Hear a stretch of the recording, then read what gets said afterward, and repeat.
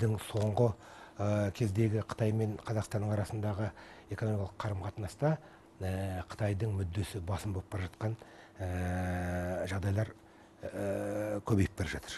Мәселен, қазір кейбір өз ресми деректерге қарағанда Қазақстанның Қытайдан соңғы алған қарызының өзі 20 миллиардқа жетеді, 19 миллиардтың маңында.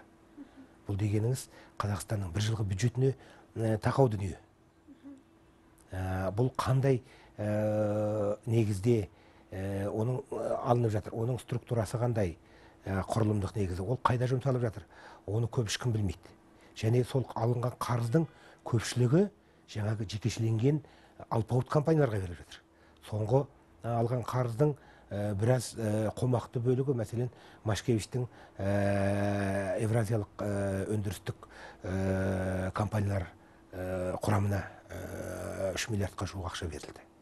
Оны неге біз Қазақстан халқының қазынасы есебінен оның пайызын жауып біз оған жеке компанияға, оның үстіне ол шетелдік компанияға береміз?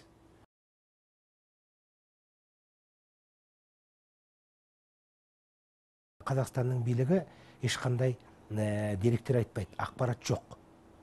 Және алынған несиелердің негізгі бөлігі қайда жұмсалып жатыр? Ол да белгісіз.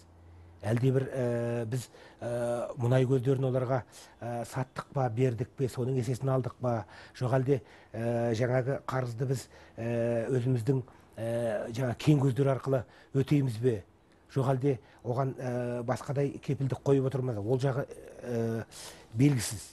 Ешқандай ашып айтатын не сыртқы істер министрлігі, не экономикалық саладағы министрліктер, не үкімет, не президенттің өзі бұл тұрғыда ашып халыққа түсіндіріп айтып жатқан бір уәж жоқ.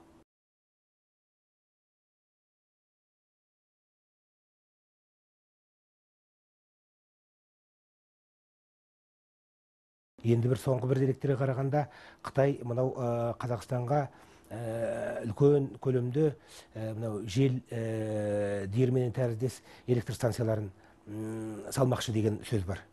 Сол енді ол егерде ондай жел вентиляторлары қойылатын болса, ол үлкен аумаққа қойылады. Ол біреу ғана болмайды, ондап, жүздеп, мыңдап қойылуы мүмкін.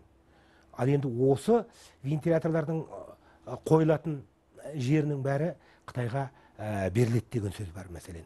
Сол жердің есебінен ол кепілдік ретінде беріледі деген әңгіме бар. Осының да мысалы үшін тігісі жазылмаған әңгіме.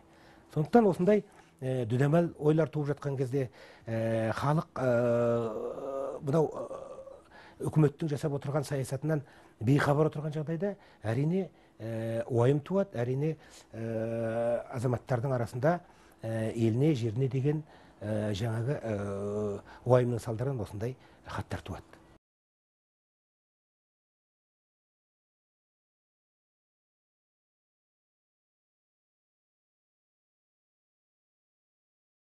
Қытай мен осы пәленбай мыңжылдық қарым-қатынастың арасында қазақтың көрген құқайы көп.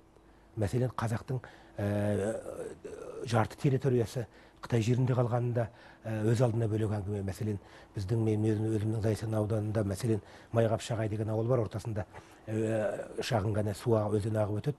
Сол ауылдың екі жағы бірі Қытайда, бірі Қазақстанда қалды. Бұл шекара бөлу мәселесі кезінде туған дүние. Ал Қытай жерінде қалған қазақтардың территориясының бәрі кезінде Қазақстанның территориясы. Сондықтан Қытайдың экспансиясы біртіндеп экономикалық негізде басталып, ол кейін саяси сұранысқа, саяси талапқа ауы мүмкін. Жаңағы экономикалық, қаржылық экспансияның соңы әлде бір саяси талаптарға ауысуы мүмкін. Сондықтан бұл тұрғыдағы азаматтардың уайымын билік те түсіну керек, халық та түсіну керек, ең бастысы Қытай жағы да түсіну керек деп ойлаймын.